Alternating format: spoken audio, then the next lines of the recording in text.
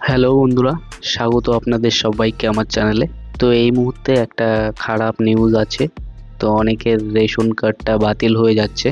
তো কিভাবে আপনারা চেক করবেন আপনাদের রেশন কার্ডটা ঠিক আছে কিংবা বাতিল হয়ে গেছে কিনা, ভিডিও ডেসক্রিপশন বক্সে এই লিঙ্কটা দেওয়া থাকবে, সেখান থেকে আপনারা এই লিঙ্কে সরাসরি আসতে পারবেন।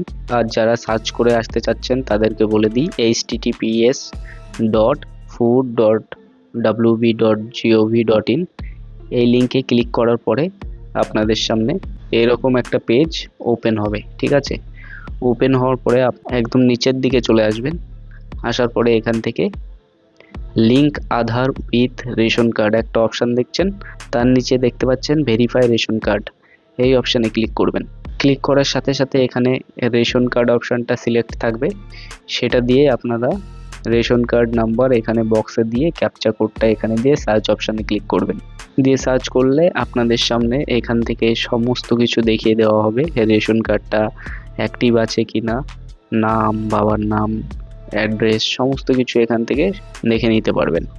তো এইভাবে আপনাদের সমস্ত তথ্য যাচাই করে নিতে পারবেন। আর যদি ইকেওয়াইসি দেখায়, যদি কার্ডটা কেটে যায়, তাহলে কি করবেন, তাহলে আপনারা ডু ইকেওয়াইসি অপশান থাকবে, এখান থেকে আধার উইথ রেশন কার্ড লিঙ্ক এই অপশানে ক্লিক করবেন। করার পরে এখানে রেশন কার্ডের নাম্বার ক্যাপচা দিয়ে এখান থেকে সার্চ করবেন, করে রেশন কার্ডটা আপনারা অ্যাক্টিভ করতে পারবেন। ক্যান নট বি অ্যাক্টিভেটেড অনেকের দেখাচ্ছে, কারণ তারা এখান থেকে কার্ডটা অ্যাক্টিভ করতে পারবে না।